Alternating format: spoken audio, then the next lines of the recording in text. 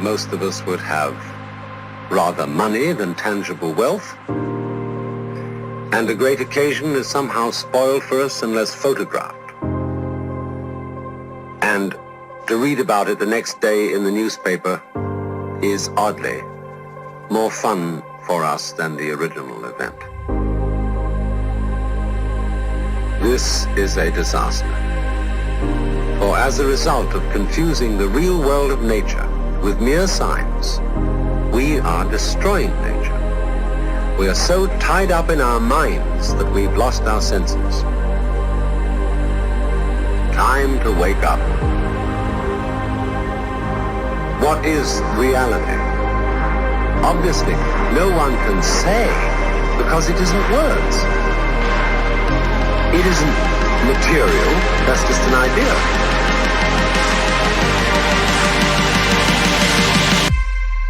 Reality is...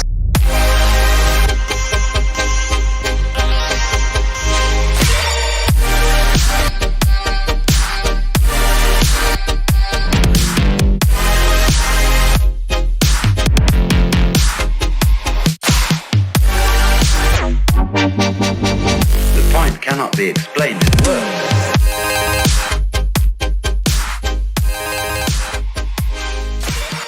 Welcome to the Intuitive Deep Dive Podcast. I'm Camden. I'm Thomas. And we are here to tell you about the Myers Briggs Type Indicator. Let's get started. This is one of my favorite personality systems. It's kind of a gateway drug to psychology. At least for me it was. And it originated with a man named Carl Jung. Carl Jung was an Austrian psychologist who partnered up with Sigmund Freud, who was basically the founder of clinical psychology. And Carl Jung he came up with these cognitive types. These cognitive types are packages of behavior that he saw in people together commonly. So what he did is he organized 8 different cognitive types, which we will get into in the next episode, because it's a lot easier to explain them once we explain this personality system. No, yeah, it's a lot to explain, and we'll get in depth with that.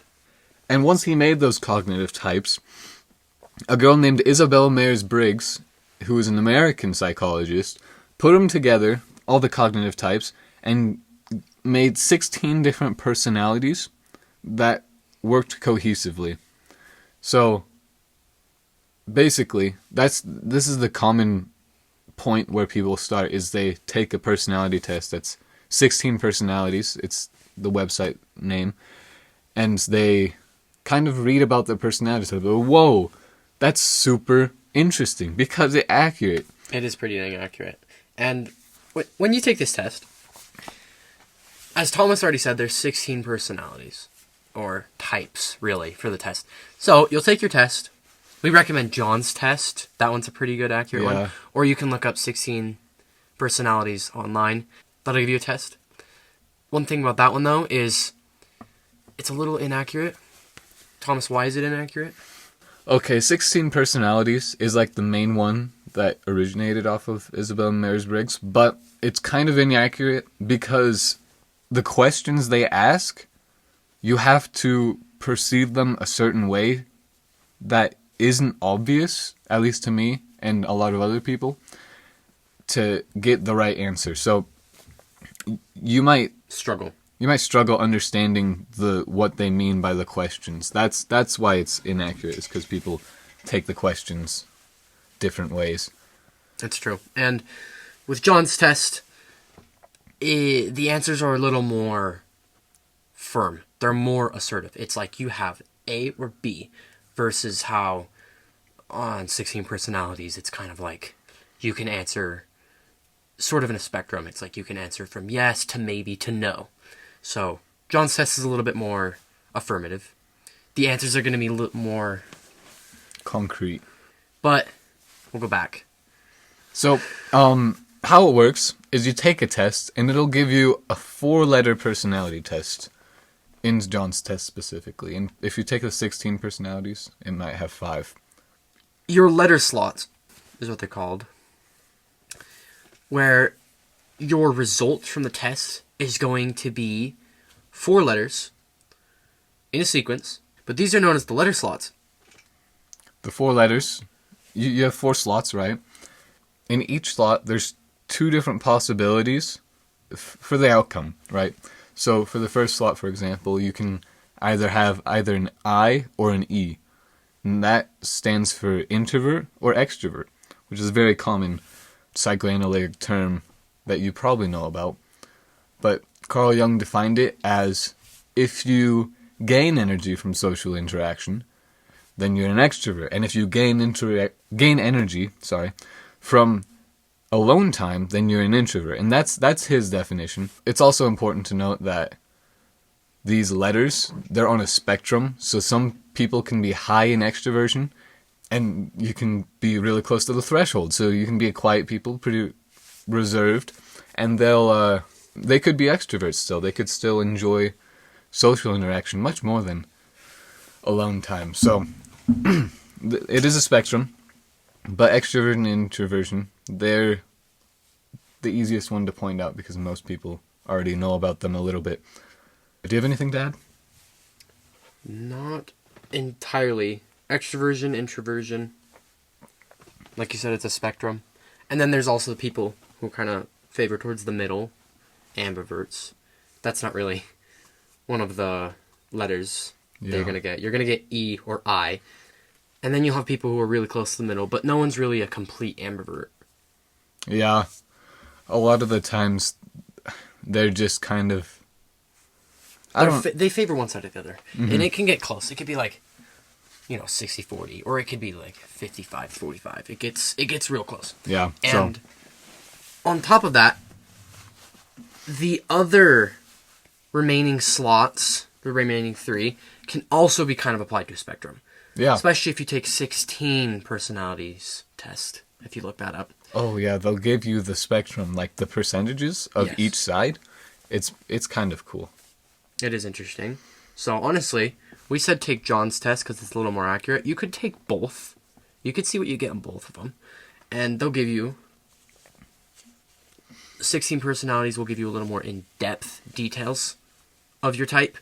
That is if you get your type right. Because, I've taken the test quite a few times, and I've managed to get, 4 different types. So, be wary when you take that test. You could take John's test to get a little more of an affirmative answer. But let's move on to the second slot, shall we, Thomas? Actually, before we do that, I think a disclaimer is in order. Okay. Personality types, it's insanely hard to measure personality. Because personality is subjective to the person.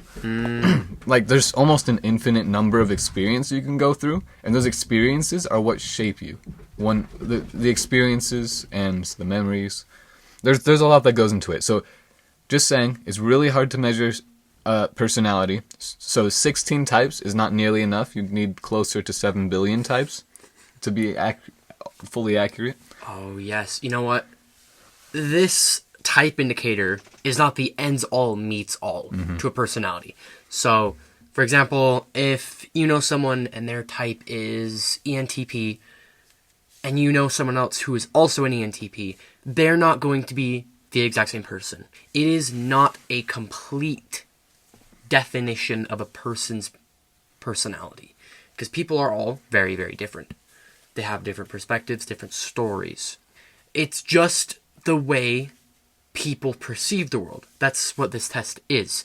It organizes, describes how people perceive the world and how they take in events and how they react to them. And that's organized into 16 types. Essentially, that's what this test is. Yeah, and since you can't exactly put someone in one type, you're going to have people who, the personality type will get them right on the dot, and they'll almost feel stalked because it's so accurate, and other people will say, yeah, none of this is right, no matter which type they look at. So, some people are in between types, some people are in the center of a type. It's just kind of hit or miss. So, the second slot is a harder one to grasp, especially since the last one was a common idea among society. The second one, the 2 options are N and S. The N stands for intuition. I know that's kind of weird because the second letter in intuition is an N, but that's what they did for less confusion. But the second option, we'll say, is S for sensing. So these are basically contrasting these two different people. The sensors are the concrete thinkers, and the intuitives are the abstract thinkers. Yes, it's really the way people think. It's how they take in information. You have the people who are usually inside their head, abstract thought. That's the intuitive people. And then there's the sensors. They're more concrete. They're more outward focused. They're more outside of their head, and that's the sensors. Yeah. So, this kind of goes into the stereotypical introvert and extrovert kind of tropes. Because an extrovert, when you think extrovert, you think very energetic person who's always just kind of interacting with the world. And that's an extroverted sensor. Yes. Extroverts are energetic. Sensors are focused on the objective reality, which is everything outside your head. Whereas introverts, who are also intuitives, are interacting with things inside their head. So they're meddling with theories, they're creating models in their head. Those are the ones that are very just disconnected from reality. It's true. And like, as Thomas was already saying, there can be extroverts who are sensors and introverts who are sensors. Extroverts who are sensors are like the extroverts. They're like really high extroverts. And then you can have extroverted intuitive people. Those are people who are extroverts who desire that social energy, but are also intuitive and can be introspective. And then there's also introverted sensors. So really being an intuitive person or a sensing, while there is a cliche of one or the other being an introverted thing, anyone can really be a sensor or an intuitive person, regardless if they are actually introverts or extroverts. Yeah, good note. We don't want to miscommunicate anything. Should we move on to the third slot? I'd say so. All right, go ahead. The third one is decision making. And so we have thinkers and feelers. So the thinkers are more logical, problem solving. They are a little bit more concrete thinkers. They like cold-hearted logic, and that's what they'll usually settle with. And then you have the feelers. These are the people who are more in tune with their emotions. They usually either are more emotional or accept their emotions and embrace them and can understand them. And they are also people who usually like to favor ethics in decision-making situations.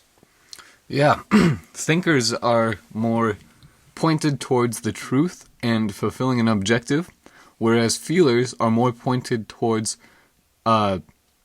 reducing negative emotion and just kind of being overall polite. They feel a moral obligation to keep the peace and make sure everyone's happy. It's very simple, very kind of straightforward. That's just how you make decisions. The fourth letter slot is either P or J. These ones are also, I think, harder to grasp. Not as hard as the second one. I'd say especially perceiving is a little bit of a harder one to articulate. Let's give it our best shot. All right, here we go. So let's start with J. So J functions are people who are more structured and organized. They like to have an understanding of what's going on in their world and when it's happening. They like to plan.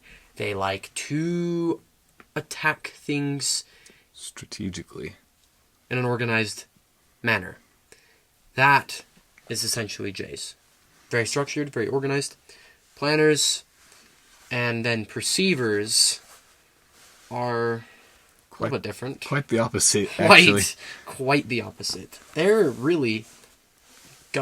just tacklers. Like, they kind of just go in They're at the last moment. They're a little more go with the flow, kind of roll with the punches. They don't like being committed to things, especially plans. So that's directly opposite. They don't see a need for organization, but it's not like they dislike it.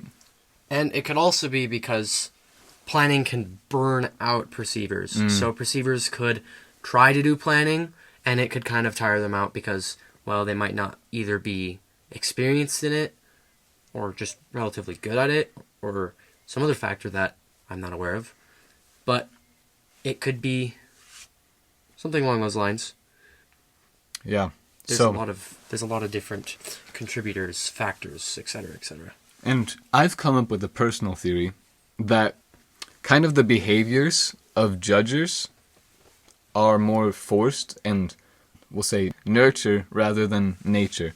So, the behaviors of a J personality type, I feel like they're going to be more attuned to the modern society. So they'll help them more in the modern world.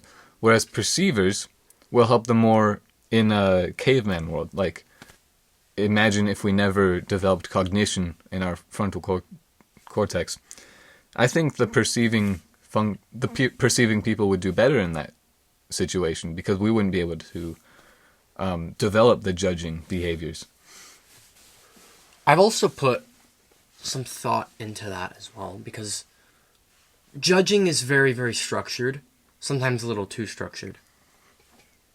And I guess in the sense of nurture versus nature, I can kind of see where you're coming from.